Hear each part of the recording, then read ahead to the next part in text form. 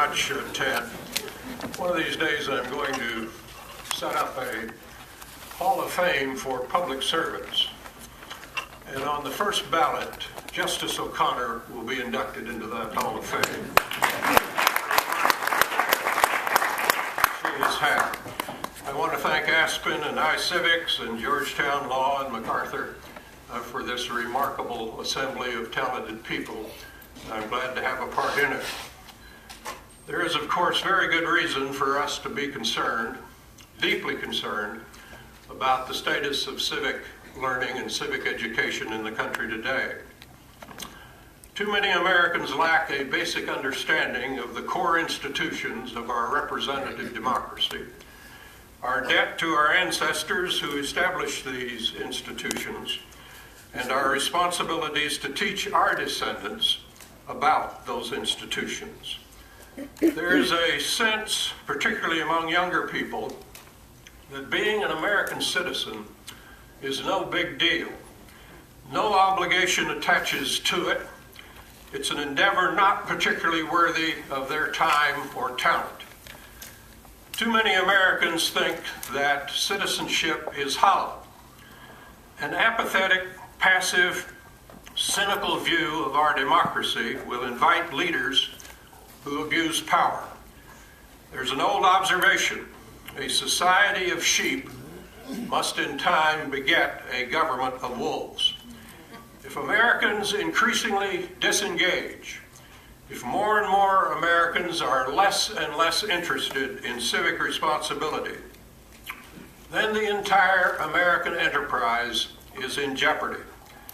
So we must strengthen our civic skills. As Justice O'Connor has mentioned, there's a lot of concern in this country today about strengthening education in science and technology and mathematics, engineering. I'm all for that. I know you are too.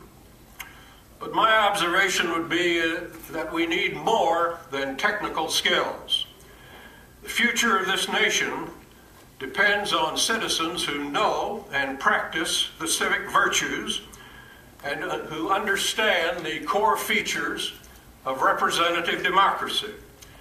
We need to know the robust American story, the full, truthful, unvarnished account of our successes, our failures, our ideals, our flaws, our progress, our heroes. We need to be aware of how big and incredibly diverse this nation is and has become. Far more than 300 million people. When I was in high school, 130 million people. And how very hard it is to make this government of ours work. We need, of course, to understand the responsibilities of citizenship, staying informed, volunteering, speaking out, asking questions, signing petitions, contacting our representatives, but most importantly, working in small ways and large to improve our neighborhood and our communities and to enrich the quality of life of our citizens. And that includes showing this younger digital generation how their favorite methods of communication can be used to make their voices heard and to get others involved. We need to develop and practice the basic civic skills. To be civically literate, we must display mutual respect and tolerance so that differences are valued instead of feared. Empathy, so that we can put ourselves in the place of others. Civility, so that we can disagree and still find common ground. Humility, so that we can always keep in mind that we might just be wrong about something. Honesty, so that our common deliberations are open and straightforward. And resolve, so that setbacks can be overcome and challenges surmounted. I understand you and I have plenty to worry about with our families and their welfare, jobs, paying our bills. No doubt these private interests are in their own right civic virtues. We're good in this country at protecting and speaking out for individual interests. But at least some of our attention should be on advancing the public interest or the common good. Look around you. Many things need to be done in your community and in your country. Perhaps you're upset by the quality of health care, the bump in the road on your drive to work, the treatment of a person or a group in your town, or even our nation's foreign policy. Tending to your own business and your own family are activities of enormous importance to the welfare of this country. But civic engagement is our way of influencing for the better our neighborhood, community, state, and nation. I am impressed with the obligations that a representative democracy places upon ordinary citizens. In developing and promoting our civic skills, we have to be tenacious because our problems are formidable, and modest because of the magnitude of the challenge. Solutions come step by step, not mile by mile. No one ever said self-government is easy. We have to engage. You and I may not have the opportunity to engage to resolve the great problems of how to fix Social Security, or what to do about defending the nation against its enemies, or changing the tax code. We engage, you and I, by looking around us, identifying something that needs to be fixed, and then doing something about it. We can effectively engage through small, incremental changes. A school is built or refurbished, a safety signal is placed at a dangerous crossing, a worthy young disadvantaged student enters medical school, a local polluted stream is cleaned up, a student lights up when he or she begins to experience the joys of learning. These are not insignificant examples. They save and they improve lives in our communities. Countless small actions that improve the quality of lives of our people are the wellspring of democracy. If you ask them, most Americans want to be better people, living in better communities, in a better state, and in a better nation. Often they want to become involved, but they don't know where to go, whom to talk to, what to do. The job of civic education is to show people how to engage, how to get involved, how to participate, how to get off the sidelines and into the action. Now, civic engagement will benefit us in many ways. It helps good citizens to reach their full potential. It can make a person feel a part of something larger than themselves.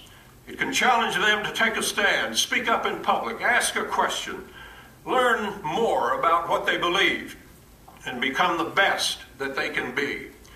It's the surest antidote to cynicism and apathy because it shows people they can indeed make a difference. Citizen engagement, of course, is the hallmark of democracy. When we engage in our community, we no longer feel distant from the power centers, and we come to appreciate how we can influence change for the better. We gain a basic appreciation for the hard work of democracy, how to understand different points of view, and how to exercise that most important of all political skills, how to build a consensus behind a solution. And when we engage, we gain a better understanding and appreciation for our country that can make it and the ongoing experiment of American democracy stronger. The question I ask myself often is whether our civic condition is strong enough to meet the challenges of this day. Lincoln asked whether this nation so dedicated and so conceived can long endure. That was the operational question at Gettysburg. It's the operational question today. And may I suggest when we talk today about civic engagement, we point a path of encouragement to public service. Public service is, as President Kennedy said, a stimulating, proud, and lively enterprise. It's not just a way to live, it's a way to live fully, and it can fulfill our highest aspirations. You and I have known a lot of people who held responsible jobs in public service, then left those jobs to go to a job in the private sector. Without exception, in my experience, they look back on their public service as the most rewarding of their careers. Dean Acheson said, "To leave public life is to die a little." We should remember that our days are for something more than making money or having a good time, although there's nothing wrong with either one of those. We have obligations, however, that extend beyond ourselves. Today, the measure of those obligations is extraordinary, and the challenges are exciting.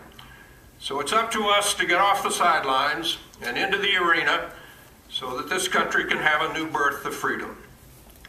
Democracy is the most worthy form of government because it releases the energy of the people for worthy ends and brings out the best. Self-government is a monumental achievement, one of the greatest achievements in all of human history. But it does not perpetuate itself automatically. There's no invisible hand that guides and preserves our institutions and our democracy. So I plead as I conclude for the old civic and personal values to renew America, a sense of moral and mutual obligation and personal responsibility, a sense of personal sacrifice, a sense that we do not live by bread or wealth alone, a sense of observing the rules of life as well as the rules of law, a sense that we must not just preach the civic virtues, but practice them by undertaking concrete projects to improve our lives of our fellow citizens, and a sense that citizens working together in a common endeavor and for a common good, as it is at the very heart of what this country is all about. It is, after all, our democracy, the work of many hands, including our own. I don't have a surefire formula for civic success.